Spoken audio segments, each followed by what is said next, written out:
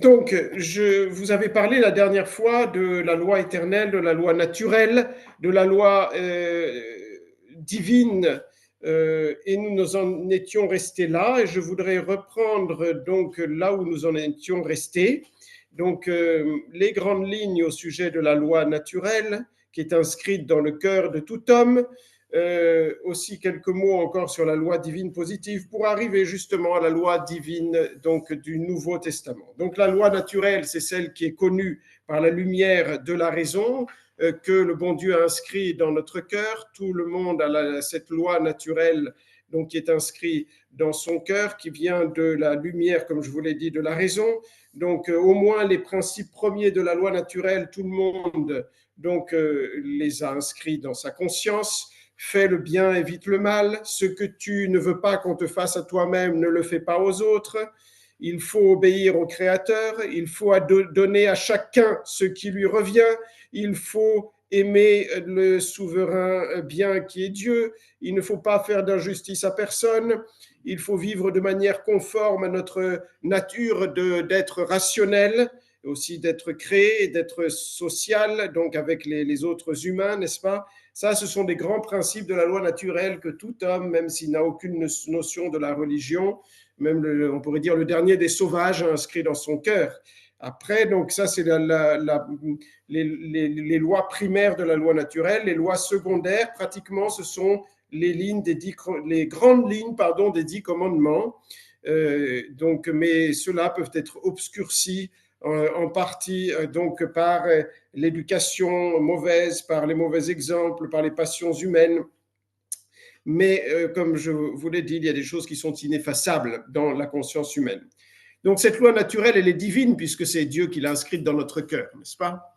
Donc celle-là, tout le monde la possède. Et la loi divine positive, c'est celle qui vient se rajouter donc à la loi naturelle, c'est celle que Dieu donne par une révélation surnaturelle. Donc positivement, c'est pour ça qu'on appelle la loi divine positive. L'autre, c'est la loi naturelle et divine. En général, on dit seulement la loi naturelle. Donc la loi divine positive, c'est donc celle que Dieu a donnée par une révélation surnaturelle, et elle est absolument nécessaire. Il était nécessaire que Dieu donne cette loi divine en plus de celle qu'il a inscrite dans le cœur de tout homme, qui est la conscience humaine, qui est la voix de Dieu qui parle en nous, pour deux raisons principales. La première, parce que certains préceptes de la loi naturelle que Dieu inscrit dans notre cœur, surtout les préceptes secondaires, comme je vous l'ai dit, c'est-à-dire les grandes lignes, les 10 commandements, sont facilement obscurcis, c'est ce que je viens aussi de vous dire, par les mauvaises passions, par les mauvais exemples, par les mauvaises mœurs d'alentour, n'est-ce pas? On voit dans l'histoire des païens qui sont arrivés parfois à institutionnaliser même des crimes, n'est-ce pas? Où donc ils ont fait, semble-t-il, donc en toute tranquillité de conscience, des choses qui sont criminelles.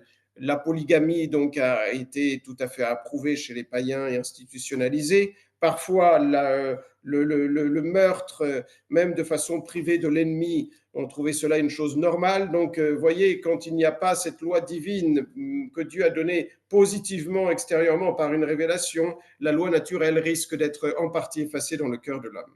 Et la deuxième raison pour laquelle il est nécessaire absolument que Dieu donne cette loi divine extérieurement par une révélation surnaturelle, eh bien, c'est parce que donc, le but de notre vie, c'est une béatitude surnaturelle. Dieu nous a créés pour le voir, n'est-ce pas? C'est la vision béatitude de Dieu qui n'est pas donc une fin naturelle, qui est une fin surnaturelle, qui dépasse toutes les forces de notre nature, que Dieu nous donne gratuitement, mais pour cela, eh bien, il fallait que Dieu nous fasse mériter cette béatitude surnaturelle, et donc il était nécessaire qu'en plus de la loi naturelle à respecter, il nous donne certaines lois surnaturelles, c'est-à-dire révélées de façon surnaturelle, à respecter pour mériter cette béatitude donc surnaturelle qui dépasse tout entendement, n'est-ce pas? L'œil de l'homme n'a jamais entendu, son oreille n'a jamais, pardon, l'œil de l'homme n'a jamais vu, son oreille n'a jamais entendu, son cœur n'a jamais donc ressenti ce que Dieu réserve à ceux qu'il aime. Et donc cette béatitude étant donc une récompense extraordinaire, il fallait la mériter. Et pour la mériter, Dieu nous a donné une loi, quelques lois surnaturelles, en plus de celles qui dépassent, donc qui n'est pas compris dans la loi naturelle, qui la dépasse. Ainsi, dans l'Ancien Testament, le bon Dieu donc a donné ses lois par une révélation, en plus de la loi naturelle inscrite dans le cœur de l'homme. Il a donné le décalogue d'une façon précise. Je vous ai dit que dans la loi naturelle, dans le cœur de l'homme, il y a juste les grandes lignes donc du décalogue, mais il a donné le décalogue d'une façon précise dans l'Ancien Testament jusqu'à la venue de notre Seigneur Jésus-Christ. Et il a donné aussi, pour se sauver, et donc des préceptes, des commandements donc à respecter, donc soit pour le culte, c'était les préceptes cérémoniaux, c'était la liturgie de l'Ancien Testament, il y avait donc des sacrifices à faire, des fêtes à respecter, n'est-ce pas? Donc c'est Dieu qui les a donnés pour que l'homme puisse donc mériter le bonheur donc du ciel, et aussi des préceptes judiciaux ou judiciaires pour régler les relations donc de ses enfants, n'est-ce pas, dans la société. Donc dans l'Ancien Testament, il y avait non seulement le décalogue révélé positivement par Dieu, mais aussi donc une liturgie, les préceptes cérémoniaux des Juifs de l'Ancien Testament, donnés par l'intermédiaire de Moïse, et donc aussi des préceptes judiciaires pour régler donc pour régler les relations donc entre les hommes dans la société. Ensuite est venu le Nouveau Testament. Le Nouveau Testament, notre Seigneur Jésus-Christ a abrogé tous les préceptes cérémoniaux et judiciaires. Et donc, dans le Nouveau Testament, Jésus a donné d'autres choses à respecter. Donc, le décalogue, par contre, est resté. Jésus a dit, je ne suis pas venu pour abolir la loi, mais pour la parfaire. Il a laissé le décalogue, mais il a demandé de pratiquer la vertu de charité d'une manière donc beaucoup plus parfaite, les deux commandements de la charité, envers le prochain et envers Dieu. Il a institué des sacrements en nous obligeant, donc en donnant un commandement pour donc les pratiquer, donc les fréquenter. Pour se sauver, il faut être baptisé. Pour se sauver, il faut communier. Et donc, c'est obligatoire. Et pour se sauver aussi, donc, il faut aussi se confesser. Et il a donné, enfin, l'obéissance à l'Église. Il a donné le pouvoir à l'Église de faire des lois. Ce sont les commandements de l'Église. Et il nous a demandé d'obéir à l'Église. Tout ce que vous lirez sur la terre sera lié dans le ciel. Tout ce que vous délirez sur la terre sera délié dans le ciel. Et donc, il a dit à l'Église, qui vous écoute m'écoute. Voilà, donc ça, ce sont la révélation divine du Nouveau Testament que Dieu a donné de façon nécessaire pour que nous puissions donc mériter le but pour lequel il nous a créés, c'est-à-dire la béatitude éternelle du ciel. Voilà, et donc voilà que cette loi divine se rajoute à la loi naturelle. En général, quand on parle de loi divine positive, c'est-à-dire, vous l'avez compris, de cette révélation surnaturelle, soit dans l'Ancien Testament, et maintenant on est dans le Nouveau Testament. Donc, quand on parle de cette loi divine positive, au sens strict, donc c'est tout ce qui est donné donc en plus de la loi naturelle inscrite dans notre cœur. Voilà, et maintenant, je voudrais vous rappeler, puisqu'on est dans le Nouveau Testament, on a la loi divine positive, donnée positivement par Dieu maintenant, ce n'est plus l'Ancien Testament, c'est le Nouveau Testament. Eh bien, je voudrais vous rappeler donc l'excellence de la loi évangélique. Donc, combien elle dépasse la loi donc, de l'Ancien Testament. C'est des choses que vous savez, mais c'est bien de le rappeler d'une manière précise, aussi pour nous rappeler la grâce que nous avons de vivre dans le Nouveau Testament, qui nous amène beaucoup plus facilement à la sanctification et à la perfection, qu'on appelle chrétienne. Donc le Nouveau Testament, par rapport à l'Ancien Testament, est beaucoup plus spirituel. Je vous l'avais évoqué rapidement la dernière fois en conclusion. L'Ancien Testament menaçait de châtiments, donc les hommes, en général des châtiments matériels, temporels.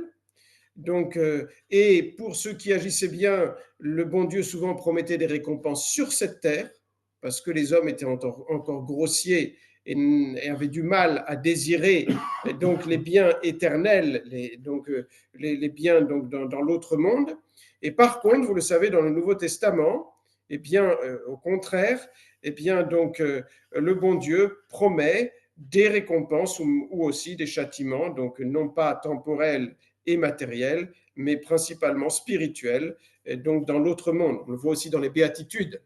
Dans les 8 béatitudes, Jésus finit toujours, la promesse, c'est toujours en fait le ciel. Bienheureux les pauvres en esprit parce qu'ils posséderont le royaume des cieux. À chaque fois, la deuxième partie correspond au ciel, en fait. Donc, il ne nous promet plus des biens temporels, mais il nous promet des biens, donc, des biens éternels. Le Nouveau Testament, par rapport à l'Ancien Testament, promeut davantage le culte donné à Dieu de façon intérieure. Vient l'heure, dit Jésus à la Samaritaine, et elle est arrivée maintenant, et nunc est, où les vrais adorateurs adoreront le Père en esprit et en vérité. Avant, c'était surtout, il y avait beaucoup, vous savez, dans les cérémonies justement liturgiques de l'Ancien Testament, beaucoup de choses extérieures à faire, des purifications, et des rites compliqués à faire. Et donc là, Dieu dit maintenant, eh bien, vous allez m'adorer, donc par un culte surtout intérieur. Prenez garde de faire la justice devant les hommes afin d'être vu par eux, dit Jésus. Autrement, vous n'aurez pas de récompense devant votre Père qui est dans les cieux. La justice, c'est le culte, on doit le rendre donc avant tout dans son cœur et dans son âme, dit Jésus. Donc, et cela, il a insisté par rapport à l'Ancien Testament. Et enfin, par rapport à l'Ancien Testament, le Nouveau est beaucoup plus excellent parce qu'il pousse davantage les hommes vers l'amour de Dieu. Dans l'Ancien Testament, c'était la loi de crainte. Et justement, le bon Dieu poussait donc à son service, surtout en menaçant de châtiment. Le bon Dieu était vu comme le Dieu fort et le Dieu des armées. Donc il y avait toujours ces expressions, même dans la bouche de Dieu, pour rappeler sa toute-puissance. Et dans le Nouveau Testament, eh bien, donc, le bon Dieu insiste qu'il faut le servir, donc il faut s'efforcer de le servir, donc surtout par amour de Dieu. Vous n'avez pas reçu, donc dit saint Paul, un esprit d'esclavage dans la crainte, mais, dit-il, vous avez reçu l'esprit d'adoption des enfants de Dieu, des fils de Dieu, avec lequel nous crions Abba Pater, vous êtes mon Père. C'est l'épître aux Romains, chapitre 8, au verset 15. Jésus dit clairement, les deux principaux commandements, ce sont les commandements de la charité, l'amour envers Dieu par-dessus toute chose et l'amour dans son prochain par amour de Dieu. Il dit qu'il y a un nouveau commandement, c'est l'amour du prochain. Alors évidemment, il n'était pas nouveau, il est même inscrit dans le cœur de l'homme, dans la loi naturelle. Il n'est pas nouveau, encore moins, on pourrait dire, dans l'Ancien Testament, parce qu'il fallait quand même aimer son prochain. Mais il est nouveau quant au degré de perfection auquel Dieu nous appelle dans l'amour envers le prochain. Donc il nous appelle à la perfection dans la charité envers Dieu et envers son prochain. Voilà, et donc le Nouveau Testament donc, se ramène, donc la loi évangélique, en fait, l'évangile, voilà, la morale et la spiritualité aussi de l'Église catholique, à trois sortes de commandements. Des commandements envers soi-même, il faut se sanctifier. Donc Dieu nous dit qu'il faut être parfait comme lui, il est parfait, qu'il faut suivre ses exemples. Le Christ a souffert, vous laissant l'exemple afin que vous suiviez ses traces. Si quelqu'un veut venir après moi, qu'il me suive. Apprenez de moi que je suis doux et humble de cœur. Donc, c'est vraiment une haute donc, perfection vers laquelle Dieu nous appelle dans le Nouveau Testament. Il n'en était pas ainsi dans l'Ancien Testament. Il n'y avait pas le modèle de Jésus-Christ qui était la perfection, n'est-ce pas? Donc, ensuite, envers la société, soit familiale, domestique et sociale, aussi l'idéal est plus élevé, parce que l'idéal à suivre, c'est le Christ. Par exemple, donc, on doit donc obéir à ses supérieurs comme au Christ. Même dans le mariage, il y a cette image. Saint Paul dit que les époux sont la figure de l'union qui est entre le Christ et son Église. Donc voilà, on doit voir dans l'autorité du Christ qui nous parle. Et de même, ceux qui ont l'autorité doivent considérer leurs inférieurs comme des frères dans le Christ. Donc, vous voyez, l'idéal est beaucoup plus élevé. Nous sommes dans le Nouveau Testament. Et donc, la sainteté à laquelle nous sommes appelés est plus haute. Le culte et les sacrements aussi sont beaucoup plus parfaits. Et de plus, Jésus a ajouté des conseils. Les 3 conseils qui ne sont pas des commandements et qui sont des œuvres surérogatoires, mais qui sont des moyens les meilleurs pour obtenir la perfection chrétienne, qui se résume en fait dans les 3 vœux, vous savez, des religieux, hein, la pauvreté, la chasteté et l'obéissance. Et donc tous ne sont pas appelés à faire ces vœux ou un de ces vœux, mais tous les chrétiens sont appelés à vivre de cet esprit, donc de détachement des biens de ce monde, d'obéissance et aussi de pureté. Voilà donc l'excellence du Nouveau Testament, c'est-à-dire de la loi divine positive. Vous savez, c'est le nouvel et éternel testament. Il n'y aura pas un troisième, il n'y aura pas un troisième testament. Jusqu'au dernier jour du monde, ce sera exactement le même testament et les mêmes commandements qui nous sont donnés et les mêmes aussi donc cultes, n'est-ce pas? Il n'y aura rien de changé jusqu'au dernier jour du monde. Quels sont les sujets maintenant quelles sont les personnes, les sujets sont les personnes qui doivent se soumettre donc à la loi divine positive, c'est-à-dire à la révélation de Dieu et donc nous à la loi évangélique. Alors là justement, il y a une grande différence entre l'Ancien Testament aussi et le Nouveau Testament. Parce que dans l'Ancien Testament, donc cette révélation avait été donnée aux Juifs et aux prosélytes. Et donc, les autres n'y étaient pas appelés donc directement, n'est-ce pas? Et donc, dans le Nouveau Testament, par contre, Jésus dit que tous les hommes sont obligés de se soumettre donc à cette loi divine qu'il a révélée. Donc, il a dit clairement, allez enseigner l'évangile à toute créature. Et celui qui croira et sera baptisé sera sauvé, celui qui ne croira pas sera condamné. Donc là, c'est tous les hommes qui sont appelés et qui sont obligés de se soumettre à la loi divine positive, c'est-à-dire à la loi évangélique. Il n'en était pas ainsi dans l'Ancien Testament. Alors évidemment, ceux qui ne sont pas soumis de fait à cette loi évangélique, s'ils ne le sont pas par ignorance, parce qu'ils n'ont pas de connaissance suffisante de la révélation, évidemment, ils ne pêchent pas formellement devant Dieu. Ils pêchent, comme on dit, matériellement, n'est-ce pas? Ils enfreignent la loi de Dieu matériellement, mais donc sans la conscience, et donc ils n'offensent pas Dieu, bien qu'il y ait des conséquences mauvaises dans leur vie de ces péchés matériels, comme, n'est-ce pas, même tout mal qui est fait, même sans conscience, il y a toujours quelques conséquences mauvaises. Mais voyez, donc la grande différence, c'est que Dieu appelle tous les hommes, sans exception, hein, toute créature, tout homme, donc à se soumettre à la loi divine positive, c'est-à-dire à la loi évangélique. Le passage de la loi de l'Ancien Testament au Nouveau Testament, donc, c'est fait, on pourrait dire, en 2 temps. D'une part, au moment de la destruction de Jérusalem, donc vraiment le rite de l'Ancien Testament était complètement aboli, hein, n'est-ce pas? Donc on peut dire que vraiment les rites de l'Ancien Testament sont morts et sont devenus donc mortifères, puisqu'ici on continue à les faire, au lieu de donner la vie, ils donnaient la mort, et parce qu'on était vraiment passé dans le Nouveau Testament. Et après l'obligation pour tous de se soumettre à cette loi évangélique, donc on pense qu'elle a vraiment eu lieu quand l'évangile a commencé vraiment à se diffuser donc dans tous les pays connus de cette époque-là. Hein, donc justement, après l'an 70, donc les chrétiens se sont diffusés un peu dans tout le monde et assez vite, eh bien, l'évangile a été connu un peu partout. Est-ce qu'on peut dispenser de la loi divine positive? La loi naturelle, elle est inscrite dans le cœur de l'homme, mais est-ce que quelqu'un a le pouvoir de dispenser, par exemple, de la loi évangélique, des commandements que Dieu, Jésus, donne dans le Nouveau Testament? Donc, c'est une question qui n'est pas donc seulement oisive, n'est-ce pas? En fait, la question, c'est celle-ci. Est-ce que le pape peut dispenser de la loi divine, de la loi évangélique? Le pape a le pouvoir d'interpréter la loi divine, de donner la juste interprétation de la loi évangélique. Et c'est un de ses rôles de déclarer la loi divine et de l'expliquer, de l'interpréter. Il a l'infaillibilité pour cela, il a l'autorité pour cela. C'est le magistère authentique qui se prononce sur ce que Dieu nous demande. Mais est-ce qu'il a le pouvoir? Il a tout pouvoir au ciel et sur la terre. Est-ce qu'il a le pouvoir de dispenser de ce que Dieu a demandé? Eh bien, c'est un peu évident. Saint Thomas d'Aquin dit que non, quant à la loi naturelle inscrite dans le cœur de l'homme et même quant à la loi divine positive. Donc, il y aura toujours quelques exceptions qui n'en sont pas, n'est-ce pas? C'est donc le pape pourra, dans certains cas, qui sont très restreints en fait. Ce sont vraiment des cas par contre d'école, hein, c'est juste pour ça, vous dire que ça existe.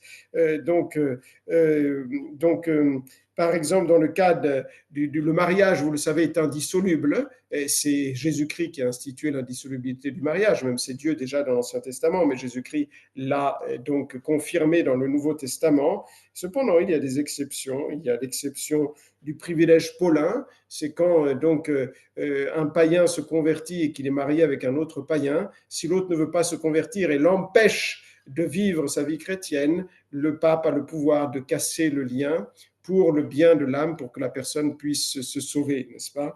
Ou alors, donc, un mariage donc, entre chrétiens, qu'on peut dire ratum non consumatum, le mariage donc, qui n'est pas donc, qui n'est pas donc total, si on peut dire comme ça. Voilà, donc évidemment, c'est un peu évident, juste pour vous dire qu'il peut y avoir des cas extraordinaires, mais donc si Dieu a dit quelque chose, le pape n'est pas au-dessus de Dieu, il ne peut qu'interpréter expliquer ce que Dieu a dit. Maintenant, je voudrais vous parler un peu de la loi humaine. On a parlé de la loi divine, on va parler de la loi humaine. Les lois humaines, je vous l'avais dit la dernière fois rapidement, sont données, donc ce sont les lois qui sont données non pas par Dieu, mais par les hommes. Et donc, les hommes, donc, qui sont-ils? Eh bien, ce sont les hommes d'Église ou les hommes donc de l'État. Ce sont en fait les lois humaines, ce sont les lois ecclésiastiques et les lois donc civiles. Et donc toute société légitime qui est indépendante, qu'on dit parfaite, c'est-à-dire qui a tout ce qu'il faut pour se suffire à elle-même, a le droit, c'est évident, donc par la raison, de faire des lois pour subsister, n'est-ce pas? Et les deux sociétés vraiment indépendantes et parfaites, les deux seules sociétés parfaites qui existent, c'est l'Église, elle se suffit à elle-même dans le but qu'elle recherche, c'est de sauver les âmes, et l'État, il se suffit à lui-même, chaque État se suffit à lui-même dans le but pour lequel il existe et qu'il recherche, qui est non pas le bonheur, le bien surnaturel, mais le bonheur naturel et le bien temporel des personnes. Donc, l'Église et l'État ont le droit donc de faire des lois. C'est un droit naturel de l'État de faire des lois, de légiférer, mais chacun le sait, mais on le voit un peu du côté de Dieu maintenant. Et puis, donc, l'Église a le pouvoir de faire des lois, c'est aussi un droit naturel parce que c'est une société parfaite, mais positif aussi parce que c'est Dieu qui l'a dit. Il a dit donc, au pape et à la hiérarchie de l'Église, tout ce que vous lirez sur la terre sera lié dans le ciel, n'est-ce pas? Et on peut se poser la question, qui n'est pas là aussi oisive, loin de là. Quand une autorité est légitime dans l'État, évidemment, elle a le droit de faire des lois. Mais si l'autorité est illégitime, mais donc effective de fait, elle est là, n'est-ce pas? Mais elle s'est installée illégitimement. Est-ce qu'elle a le droit de faire des lois? Eh bien, la théologie morale répond que tant que ce pouvoir illégitime est en place, de fait, eh bien, et donc les lois pratiques que ce pouvoir, même illégitime, fait pour le maintien de l'ordre de la société et pour la prospérité de la communauté qu'elle dirige, même si c'est de façon illégitime, les lois justes doivent être respectées, même si ce pouvoir était pris illégitimement, pour le bien justement des hommes et de la société. Voilà, et donc l'Église a évidemment condamné le fait de dire que l'État a le droit de limiter et de définir les pouvoirs de l'Église. Non, l'Église est une société parfaite qui c'est à elle qui jouit de droits propres et qui ne peut pas être entravée par l'État. Donc, il y a une proposition du syllabus qui était condamnée par Pie IX, dans lequel il est dit que la société civile a le droit de définir quels sont les droits de l'Église et les limites dans lesquelles elle peut exercer ses droits. Ça a été condamné donc infailliblement par le pape Pie IX dans une proposition du syllabus. Ce n'est pas à l'État de dire, donc malheureusement c'est ce que fait l'État dans notre pays, mais de façon totalement illégitime, ce n'est pas à l'État de dire ce que l'Église a le droit de faire ou de ne pas faire. l'Église est parfaite dans son domaine, et donc c'est à elle donc de définir donc, et de rappeler donc à ses enfants quels sont ses pouvoirs.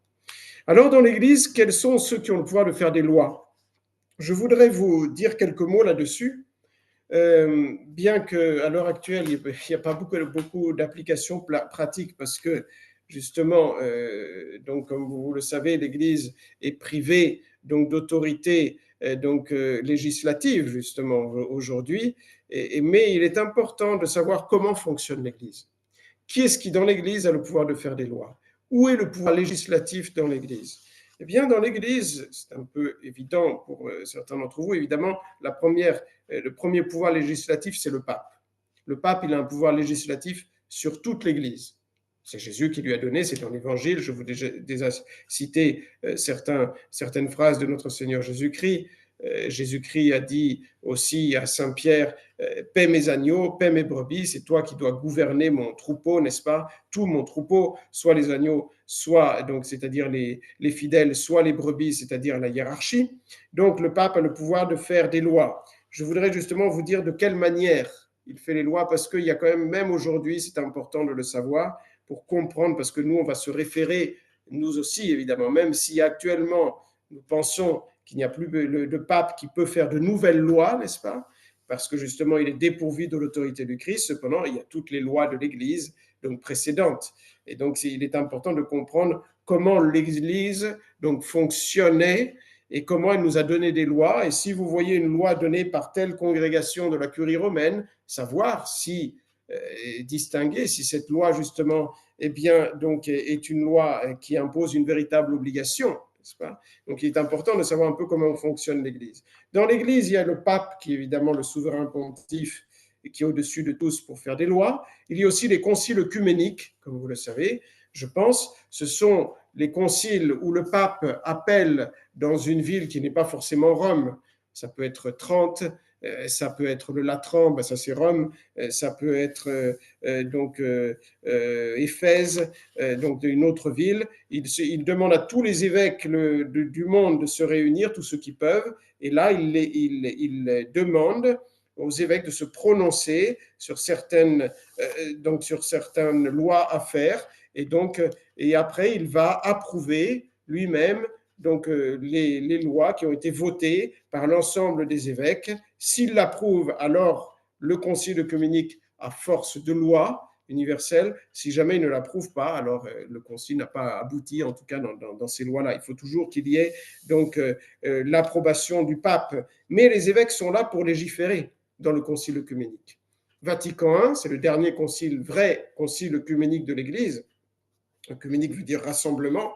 Donc, à Vatican I, en 1870, eh bien, donc, il y avait déjà un très grand nombre d'évêques, évidemment pas autant qu'à Vatican II, qui aurait dû être un concile œcuménique, mais qui ne l'a pas été, puisque justement, il y a eu une trahison de la foi, et Paul VI donc, a publié des choses contre la foi et a montré clairement qu'il avait perdu l'autorité justement à ce moment-là, qui n'était plus assisté par le Saint-Esprit. Mais donc, dans un vrai concile œcuménique, quand les évêques signent un document, ils signent, donc la signature n'est pas seulement une signature pour dire je me soumets au pape. Quand ils signent quelque chose, ils signent normalement en mettant definiens subscripti. J'ai souscrit en définissant. C'est-à-dire qu'ils ont une autorité pour dire ce qui est vrai et ce qui est faux. Ils sont assistés par le Saint-Esprit quand ils sont en union avec le pape. Voilà, il y a les conciles œcuméniques.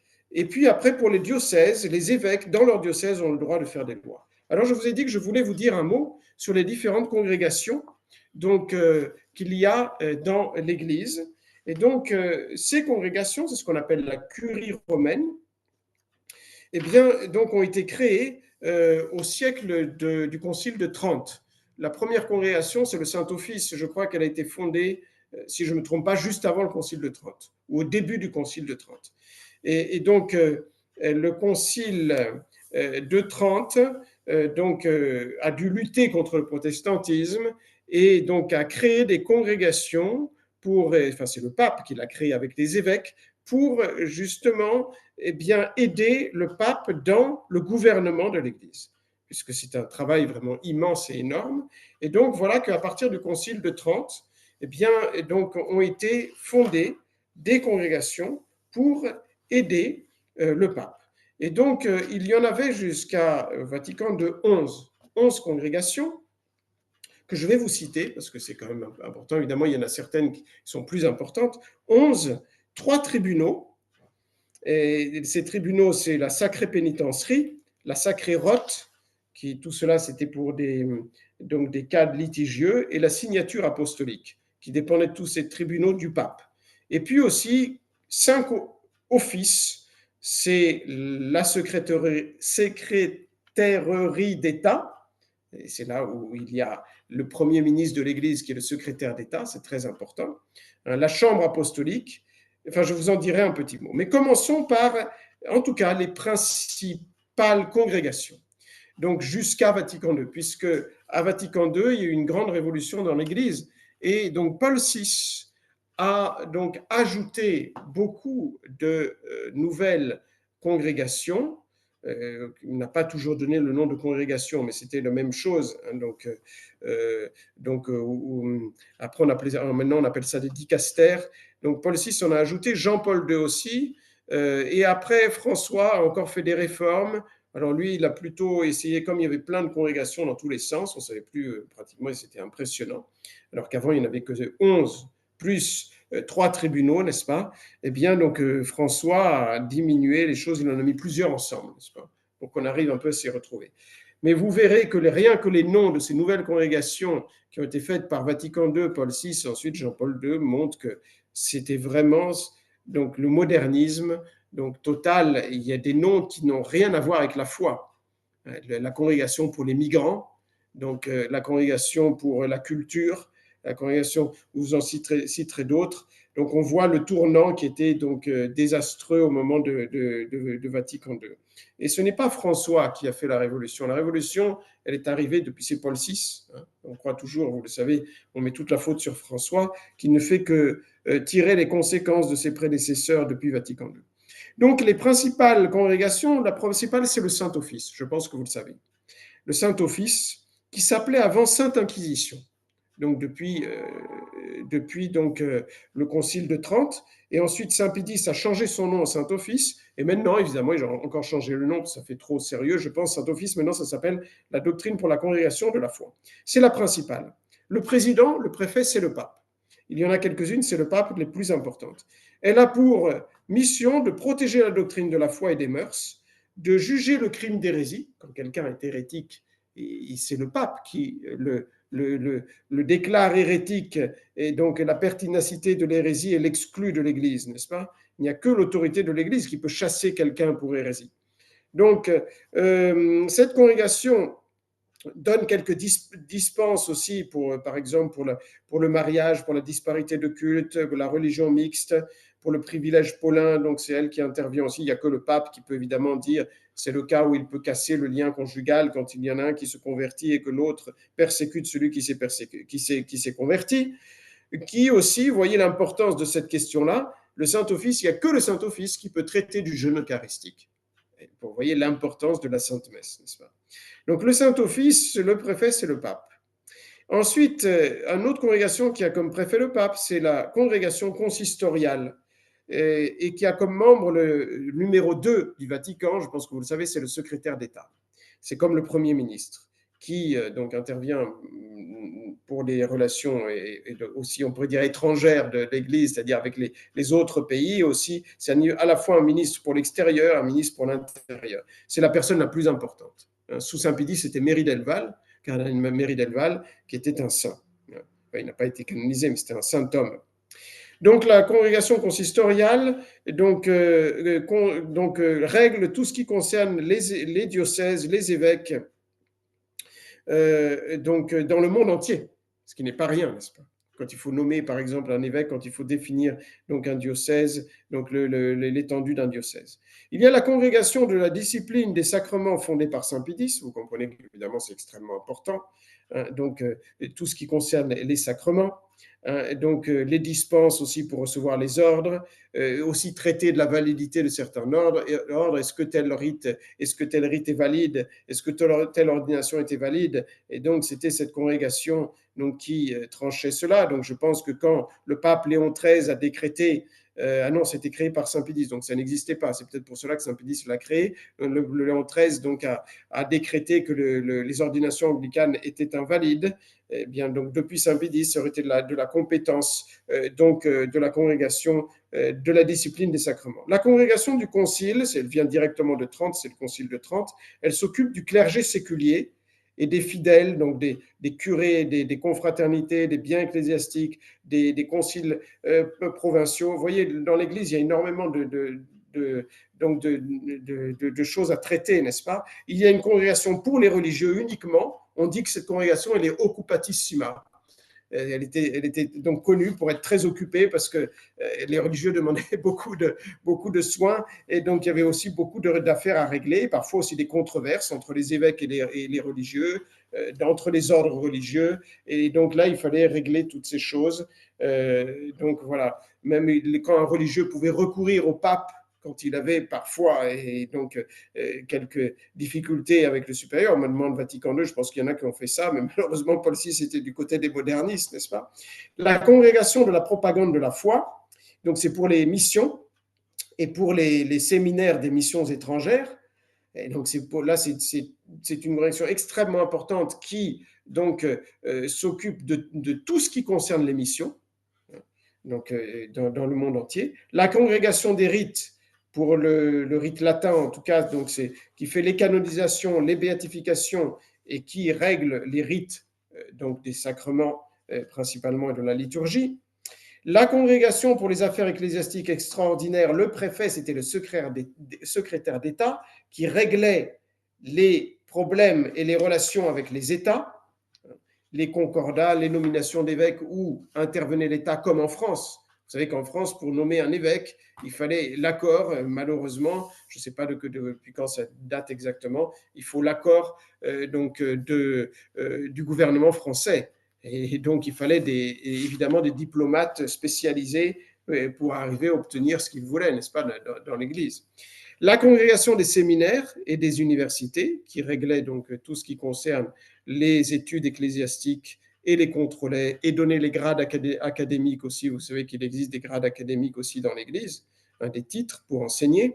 La congrégation pour l'Église orientale, le préfet c'est le pape, donc c'est pour le rite non latin. Et dans cette congrégation, en 1930, Pie XI a voulu créer donc une commission spéciale pour la Russie, pour en fait convertir les orthodoxes au catholicisme. Malheureusement, il y a eu des trahisons donc dans la mission que Pie XI avait donnée, ça n'a absolument pas fonctionné. Voilà. Et après, donc on arrive à la fin, je vous rassure. Il y a dans les tribunaux un mot important sur la sacrée pénitencerie. Qu'est-ce que c'est que la sacrée pénitencerie? Comme son nom l'indique, c'est une suite du sacrement de pénitence. C'est un tribunal de miséricorde pour enlever toutes les censures dans lequel pouvaient tomber certaines personnes par certains péchés. Par exemple, dans l'Église en ordre, si un catholique, une femme, donc, ou même un médecin donc, faisait avorter, ou une femme avortait, donc il y a une excommunication, il fallait recourir aux personnes compétentes pour faire lever l'excommunication. La personne devait se confesser et après, il y avait un recours pour faire lever l'excommunication. La plupart des prêtres n'avaient pas ce pouvoir-là de lever les excommunications. C'est un exemple. Et donc, aussi pour avoir des dispenses, et donc c'est une prolongation du sacrement de pénitence. Donc, pour le fort interne, donc évidemment, c'était toutes des choses qui étaient dans toutes ces congrégations, il y avait des secrets professionnels, évidemment, mais pour certaines congrégations, des secrets professionnels qui étaient beaucoup plus forts, comme la sacrée pénitencerie, qui s'occupait aussi des indulgences, de régler les indulgences, de donner les indulgences pour l'Église universelle. Et puis, donc, je vous ai dit, ça c'est les tribunaux, il y avait quelques offices, et 5 offices, offices dans le sens de bureau, hein, c'est officium, donc qui avaient des missions spéciales. Là, le principal office, ça, je pense le savoir, mais vous devez le savoir, c'est la secrétairerie d'État. Donc, le secrétaire d'État, c'était le second du pape. Je vous ai dit, par exemple, pour Saint-Pédis, c'était le cardinal donc Méry Delval. Vous trouvez sur Internet, sous chaque pape, quels étaient les secrétaires d'État, les principaux, donc, les principales fonctions des cardinaux, ou plutôt les cardinaux principaux, qui avaient les fonctions les plus importantes dans ces congrégations romaines. Donc, le secrétaire d'État, il gouvernait à la fois pour l'extérieur, donc il avait les relations avec le gouvernement civil. Aussi, il veillait à la nomination des évêques, donc en fait, ça passait par lui, hein, de choisir des bons évêques, donc, et aussi l'expédition de tous les brefs du pape, ça passait donc par lui. Voilà, et donc vous voyez, l'Église, c'était une merveille d'organisation.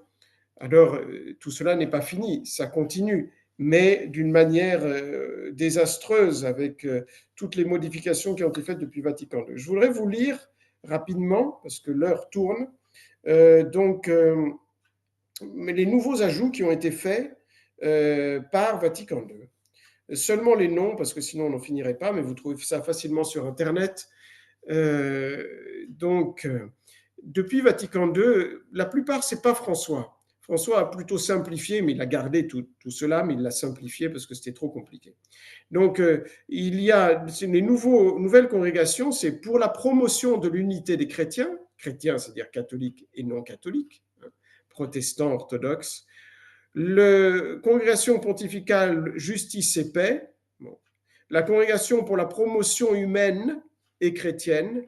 Alors maintenant, il y en a plusieurs qui ont été unifiés par François dans le service pour l'humanité intégrale ou quelque chose du développement de l'humanité intégrale, enfin des mots qui n'ont pas aucun fondement dans la tradition et dans l'écriture sainte. La congrégation pour la pastorale des migrants et des personnes en déplacement, c'est Jean-Paul II qui l'a créé. Pour la pastorale des services de la santé, je crois que c'est Jean-Paul II aussi. Pour le dialogue interreligieux, ça évidemment, ça vient de Vatican II avec la liberté religieuse. Pour la culture, pour la nouvelle évangélisation, je ne sais pas pourquoi l'évangélisation est nouvelle, pour l'économie, voilà, et le dicaster pour les laïcs, la famille et la vie. Donc, tous des nouveaux noms, avant c'était, donc, qui en tout cas, rien que cela reflète donc l'esprit moderniste qui venait de Vatican.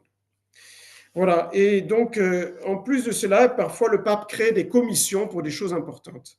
Par exemple, je vous donne un exemple parce qu'on en a parlé.